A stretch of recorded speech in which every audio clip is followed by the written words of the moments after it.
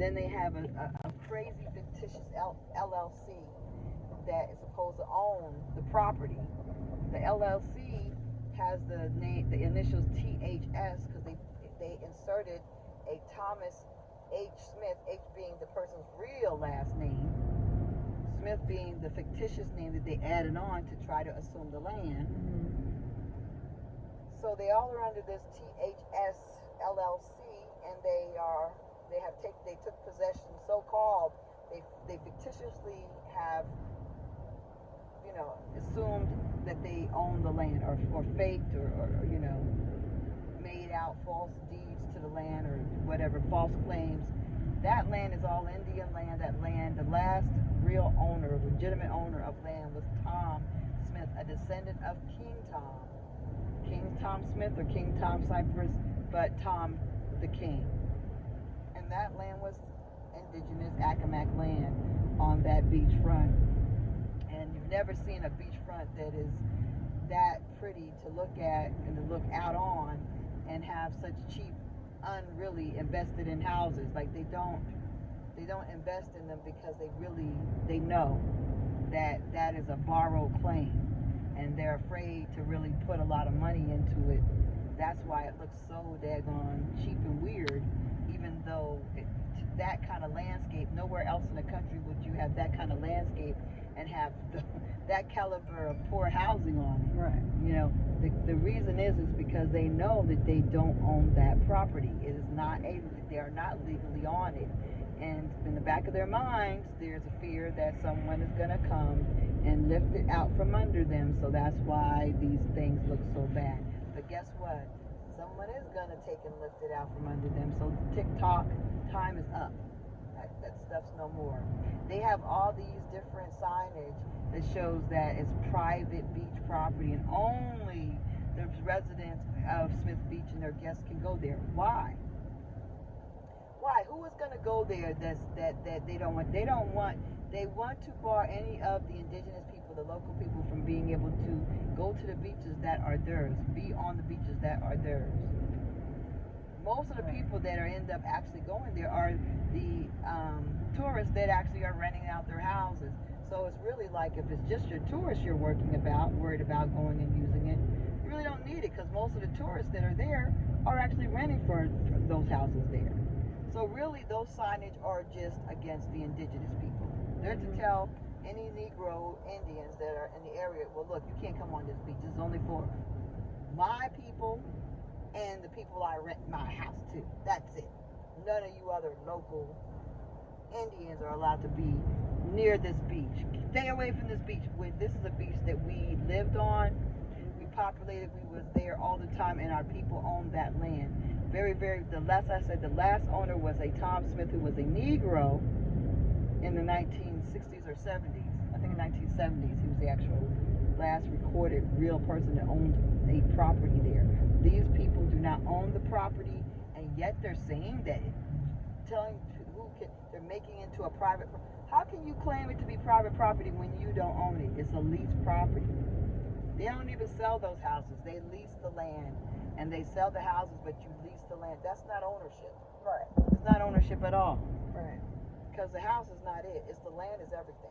So if they can't sell that land, they don't have the right to bar anybody from going on that land. They don't have a right to do that anyway. So let's get with that.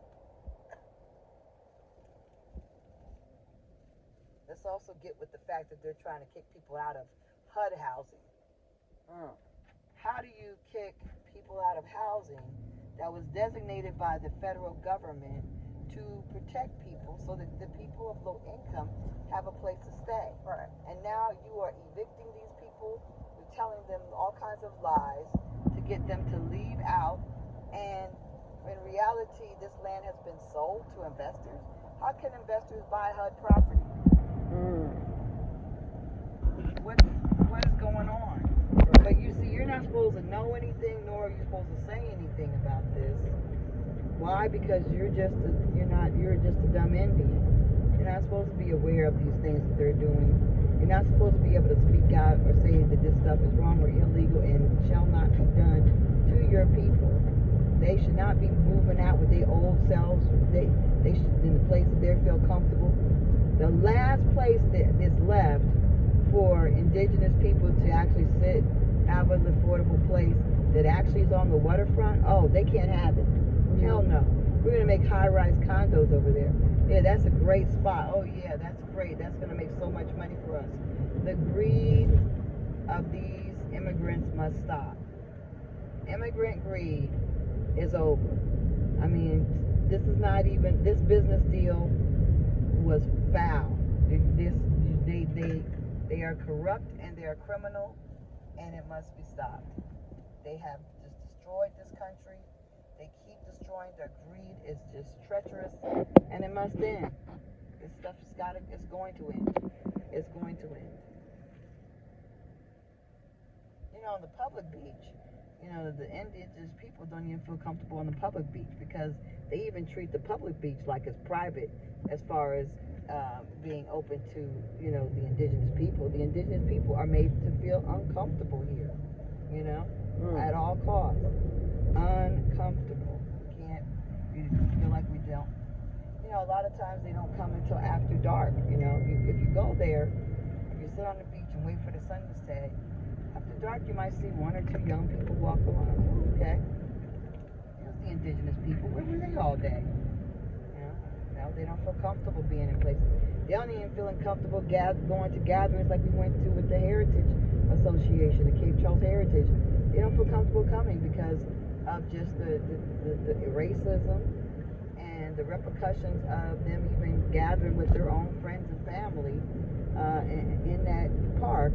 It's negative, see, and harmful because a lot of the local people rent houses and have their only jobs that they can have in this area are linked to these greedy immigrants that own the businesses that they work for and own the houses that they live in.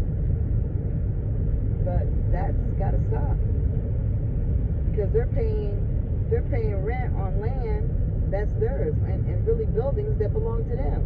Right. But they don't know it. If you don't know it, you can't do anything about it. But when you know better, you got to do better.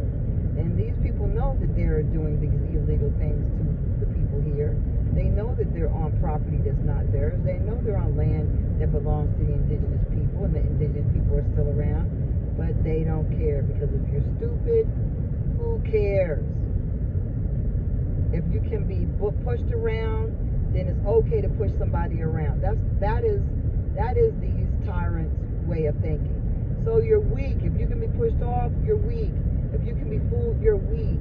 If you can be told a lie and you believe it, you're weak. You deserve not to have it. Well, guess what? We're not weak. We're not being pushed off. We're not taking it. We're not backing down. We understand what our rights are. We understand what belongs to us. And we're turning this thing around. And we have a right to do so. Well said.